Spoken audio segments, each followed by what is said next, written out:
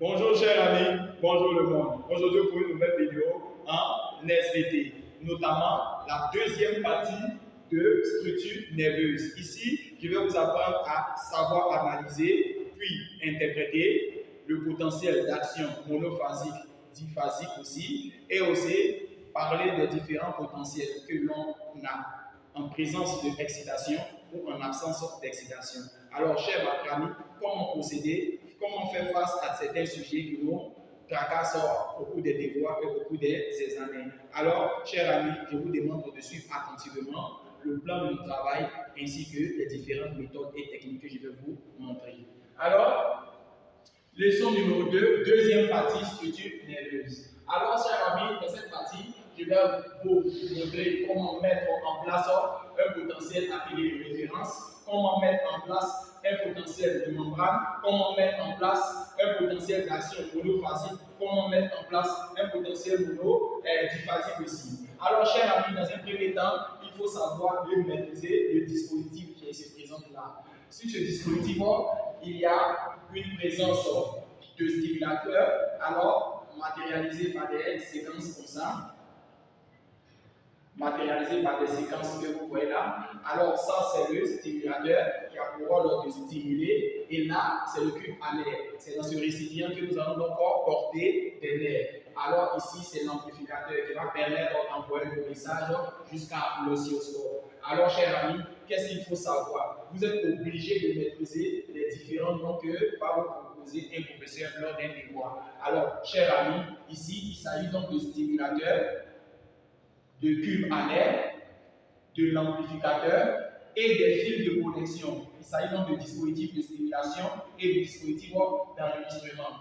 Tout ça va provoquer un schéma appelé un potentiel d'action sur un oscilloscope qui va vous être présenté. Alors, chers amis, nous allons donc reprendre à zéro cette information. Le stimulateur qui va se présenter comme un jeu, le cube alaire permettant d'isoler les nerfs, alors l'amplificateur qui va permettre d'envoyer le message jusqu'à l'oscilloscope qui est présenté là. Alors, stimulateur à maîtriser, cube alaire à maîtriser, l'amplificateur à maîtriser et l'oscilloscope à maîtriser. Alors, chers amis, lors d'un devoir, le professeur peut tendance à décider le schéma pour vous proposer de mettre des noms. Alors, le stimulateur, le cube alaire, l'amplificateur et l'oscilloscope, et ainsi que les fils de connexion. Il s'agit de dispositifs d'enregistrement. Alors, chers amis, nous allons donc commencer à vous apprendre à savoir analyser. Lorsqu'on vous demande d'analyser un schéma, il faut regarder tout ce que vous voyez pour pouvoir en découdre une réponse. Mais lorsque l'on vous demande de donner une interprétation, ce sont les mots les plus utilisés, faits en rouge par le professeur, que vous devez mettre. Alors, la différence entre analyse et l'interprétation, c'est très simple.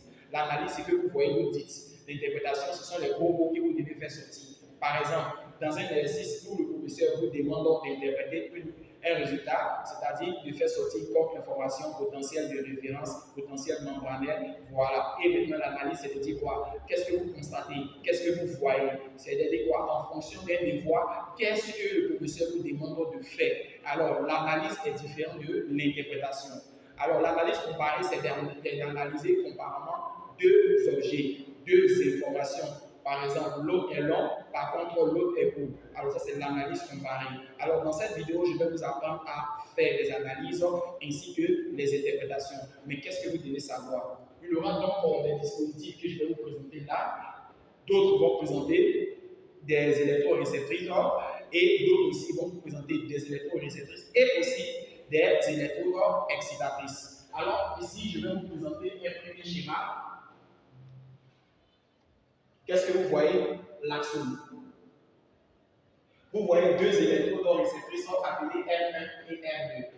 R1 et R2 sont les électrodes-réceptrices R1 et R2 sont des électrodes-réceptrices.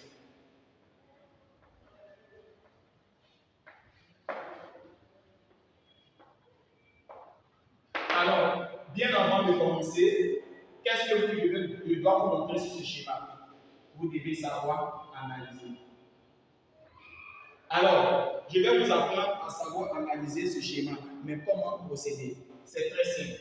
Vous allez regarder sur l'axone et qu'est-ce que vous constatez?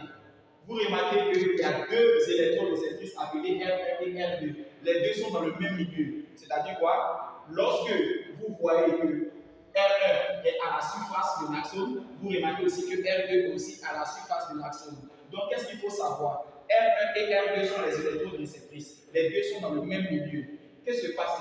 Lorsque les deux sont dans le même milieu, en absence d'excitation, vous remarquez que le tracé de support appelé le trait 0 ne dévie pas. Alors, la différence de potentiel ne subit aucune déviation. Alors, nous pouvons dire que la DVP est nulle et appelée aussi la différence de potentiel est nulle ou appelée 0. Alors, nous allons donc vous apprendre à faire une analyse. Comment analyser ce schéma-là? C'est très simple. Vous allez dire que lorsque les deux micro-électrodes réceptrices R1 et R2 sont à la surface de l'axone en absence d'excitation. Il faut bien préciser ça.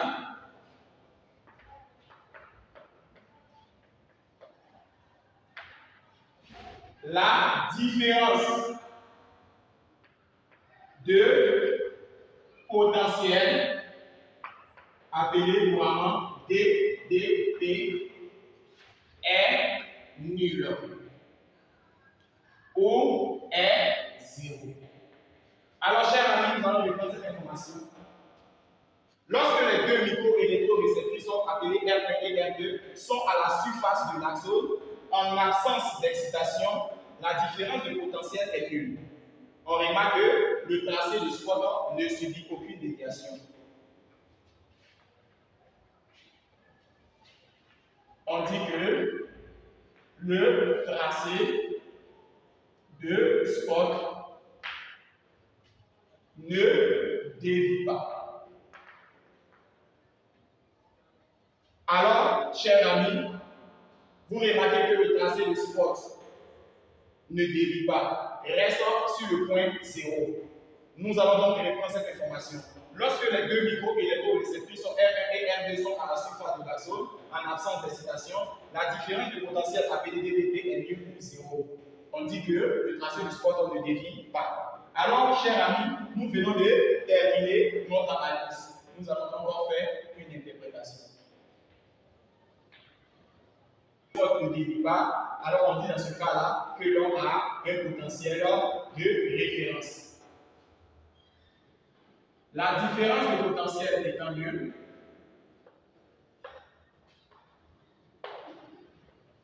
la différence de potentiel, c'est ce que l'on appelle la DDP, étant nulle, et que le tracé de spot ne dévie pas, on dit que l'on observe un potentiel 0, appelé aussi potentiel nul, appelé aussi potentiel de référence.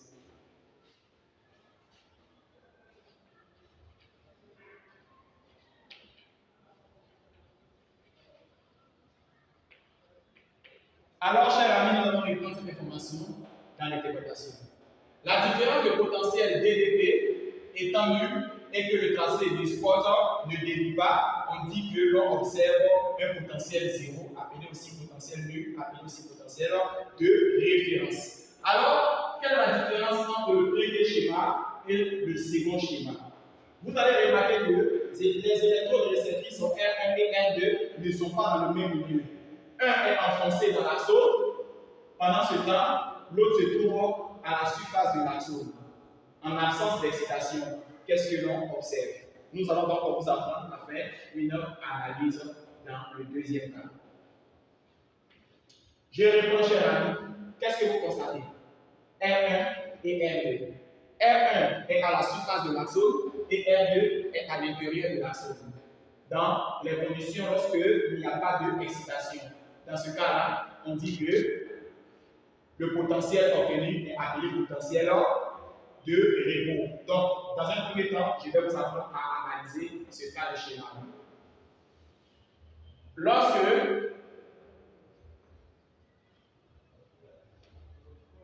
l'une des micro-électroréceptrices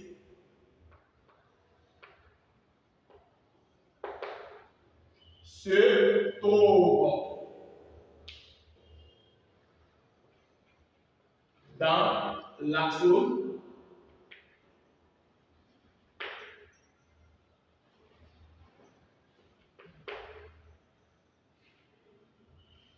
et que l'autre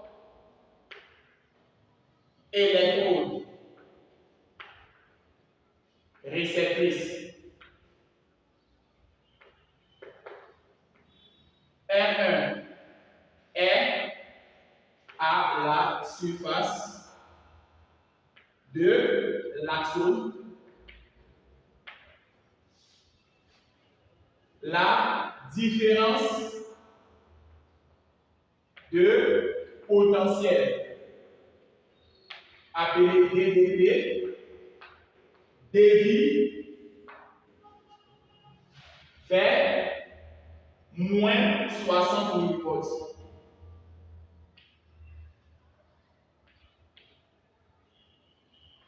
Alors, chers amis, nous allons donc reprendre l'analyse. Lorsque l'une des micro-électrodes réceptrices R2 se trouve dans l'axone et que l'autre électrode réceptrice R1 est à la surface de l'axone, la différence de potentiel DVP dévie vers moins 60 millivolts. Sachez bien que nous sommes en absence d'excitation. En absence d'excitation.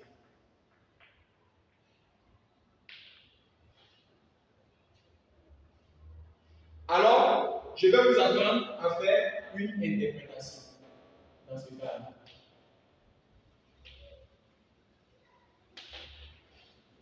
Alors, qu'est-ce que nous pouvons dire dans l'interprétation? On remarque que la différence de potentiel a dévié de 0 avec moins 60 millivolts. Pourquoi? Parce que l'une des micro-électroréceptrices est enfoncée dans la zone, quant à l'autre est à la surface de la zone. Ici, nous pouvons observer un potentiel appelé potentiel de repos ou appelé potentiel membranaire. Lorsque les deux électrodes réceptrices ne se trouvent pas dans le même champ,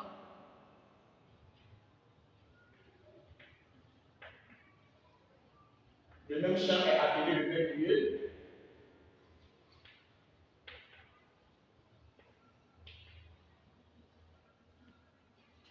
L'on observe un potentiel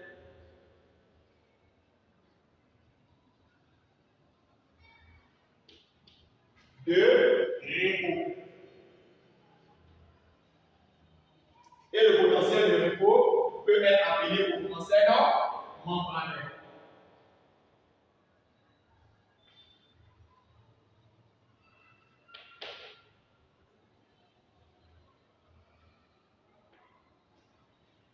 Au potentiel de membrane.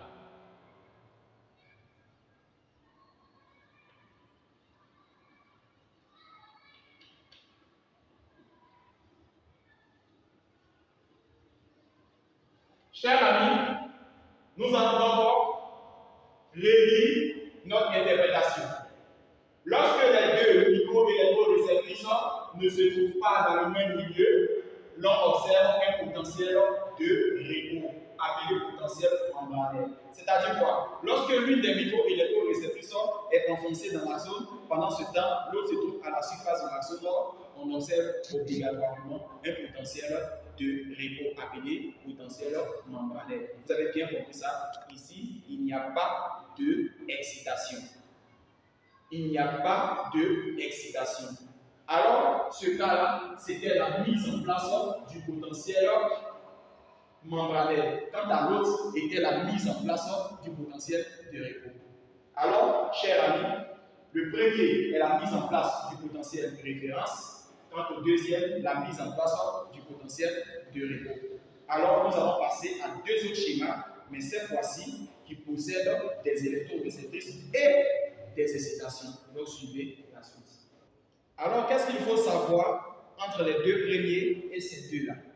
C'est que lorsque nous sommes en absence d'excitation, on observe le potentiel 0, appelé potentiel de référence, et le potentiel membranaire, appelé potentiel de repos. Ça, c'est en absence d'excitation. Mais dans le cas où vous avez des excitations, on obtient forcément des potentiels d'action. Donc, on peut reprendre. En cas d'excitation, on a les potentiels d'action. Maintenant, en cas de non-excitation, on a le potentiel de repos et potentiel 0, appelé potentiel de référence. Donc, sachez bien que s'il n'y a pas d'excitation, il y a potentiel référence au potentiel membranaire. Maintenant, lorsqu'il y a excitation, on a le potentiel d'action. Nous allons poursuivre. Alors, chers amis, qu'est-ce que vous constatez? Ici, vous avez excitation 1, excitation 2. Et les deux micro-électrorécepteurs ne sont pas dans le même milieu. Qu'est-ce que vous constatez? Une courbe qui possède une seule phase. Alors, ici, qu'est-ce qu'il faut remarquer? Il y a excitation et les deux électrorécepteurs ne se trouvent pas dans le même milieu. On observe une seule courbe. C'est ce que nous avons dit concernant l'analyse. Ici, il y a excitation. En présence des excitations E1 et E2, en présence des excitations E1 et E2, dans le cas où l'une des micro-électroréceptrices est enfoncée dans la zone, dans le cas où l'une des micro-électroréceptrices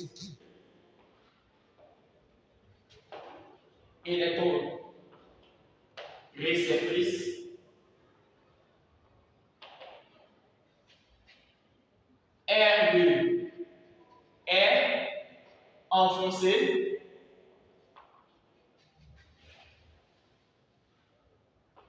dans l'axone et R1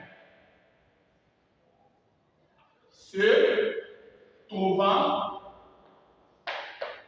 à la surface de l'axone, l'on observe une courbe à une phase. L'on observe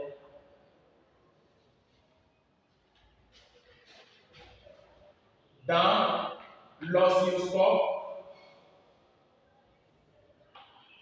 une courbe à une seule phase. Alors, chers amis, nous allons répondre cette information en présence des excitations. Pendant ce temps, les deux premiers autres étaient en absence d'excitation. En présence des excitations E1 et E2, dans le cas où l'une des micro-électroréceptrices est enfoncée dans la zone et R1 se trouvant à la surface de la zone, l'on observe dans l'oscilloscope une courbe à une seule phase. Alors, nous allons passer à l'interprétation. Chers amis, suivez.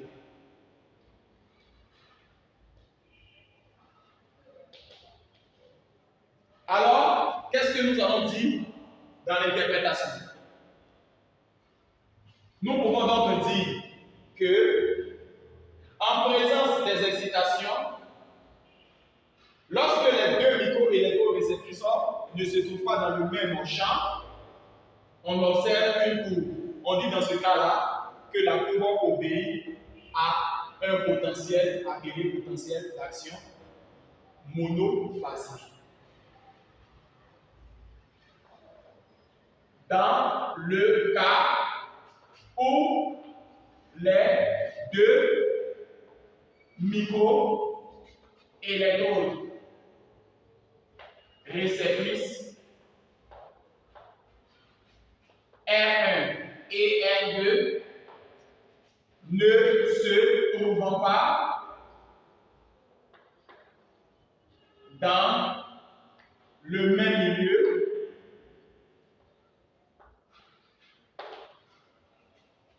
en présence des excitations E1 et E2, la courbe obéit à une seule phase. Dans ce cas-là, on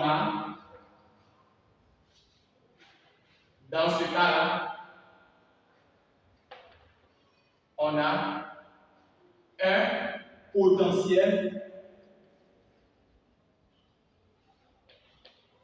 d'action monophasique.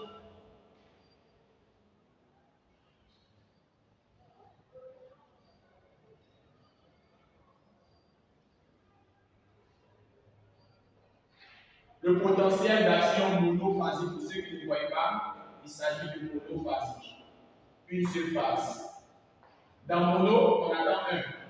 Phasique, une seule phase. Alors, chers amis, nous allons poursuivre. Ici, chers amis, nous voyons E1 et 2. Excitation 1, excitation 2. Et les deux micro-électrorécepteurs sont dans le même milieu. Vous voyez bien? Qu'est-ce que vous constatez? Nous avons donc deux phases. Alors, il s'agit de la mise en place du potentiel d'action. Mais quel genre de potentiel d'action? Nous allons donc parler de l'analyse. Qu'est-ce que nous pouvons dire? Dans le cas où l'on porte des incitations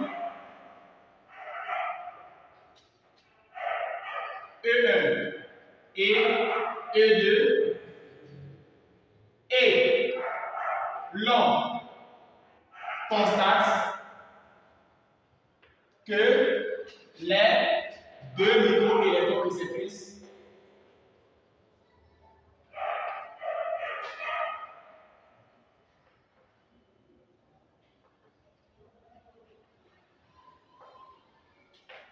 se trouvent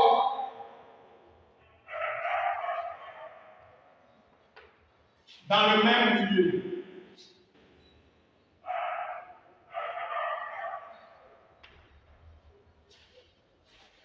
L'on observe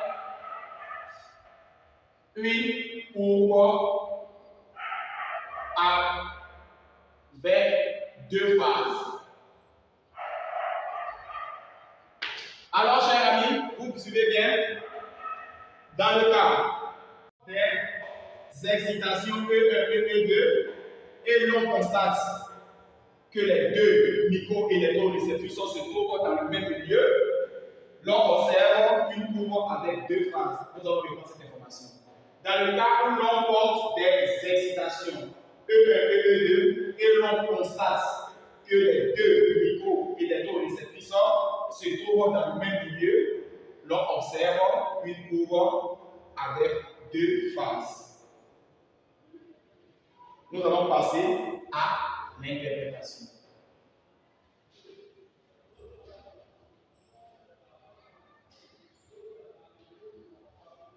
Ici, qu'est-ce que nous pouvons dire?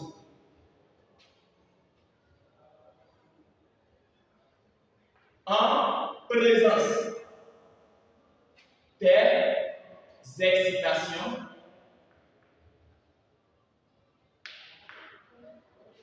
E1 et E2 et la mise en place de deux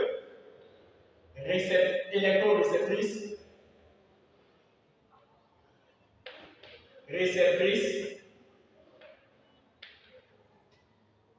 R1 et R2 dans le même champ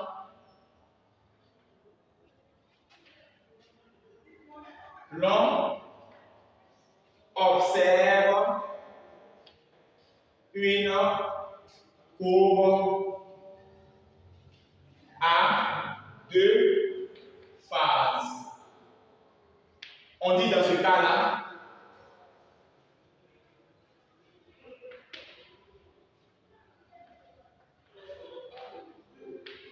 que la courbe obéit à un potentiel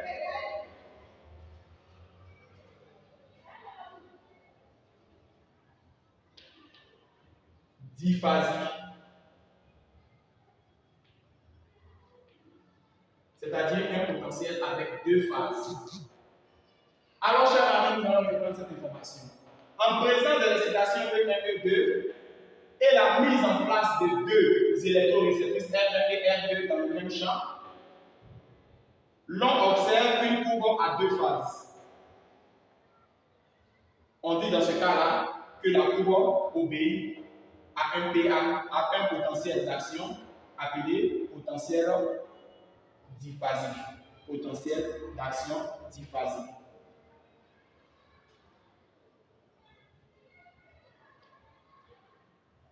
Alors, chers amis, nous allons donc terminer tout en analysant les deux courbes. La courbe appelée monophasique et la courbe appelée diphasique. Alors, chers amis, nous allons voir comment analyser une courbe monophasique. Comment analyser une courbe monophasique.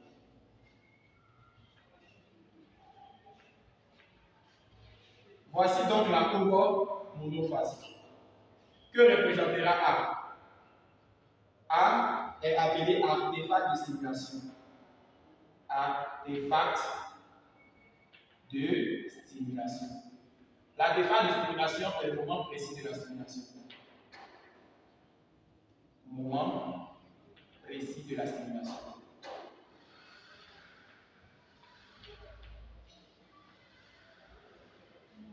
Alors, chers amis, A, c'est l'artefact de stimulation.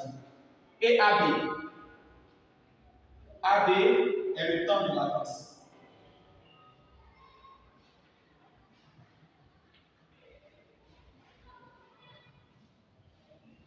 BC.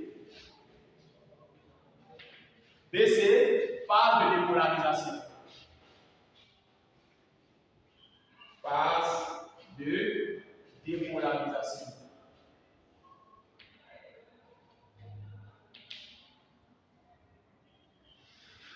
CD. CD est la phase de repolarisation.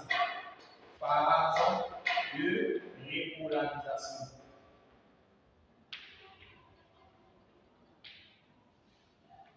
DE, phase d'hyperpolarisation. Phase d'hyperpolarisation.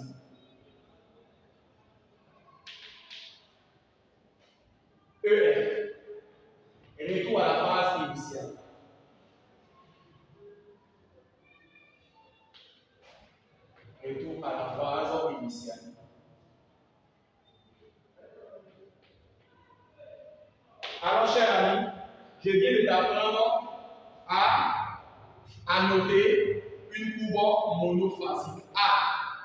artefact de stimulation, le moment précis de la stimulation.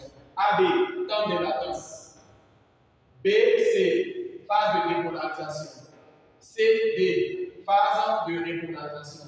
DE, phase d'hyperpolarisation. EF, retour à la phase initiale. Chers amis, vous suivez, nous allons donc attaquer ce schéma type. Nous allons donc voir comment analyser une courbe diphasique. Comment analyser une courbe diphasique. Alors, chers amis, comment analyser une courbe diphasique? Nous allons voir en A. Le A, il s'agit toujours de l'artefact de stimulation. Artefact de stimulation. Quel est le moment précis de la stimulation?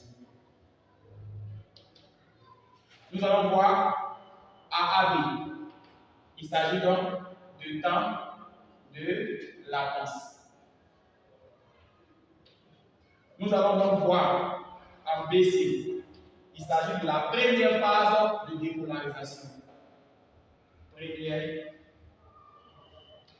phase de dépolarisation.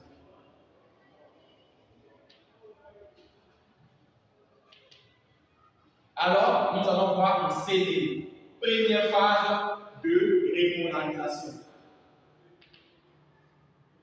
Première phase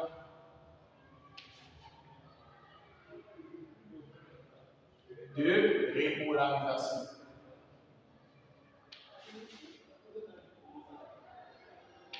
Nous allons donc voir en DE. Deuxième phase de dépolarisation. Deuxième phase de dépolarisation.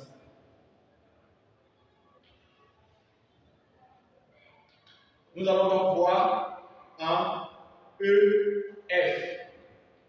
Deuxième phase de hyperpolarisation. Deuxième phase de repolarisation, s'il vous plaît.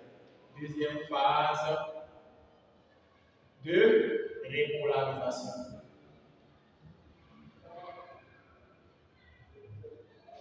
Alors, chers amis, j'ai été très heureux de partager cette vidéo avec vous.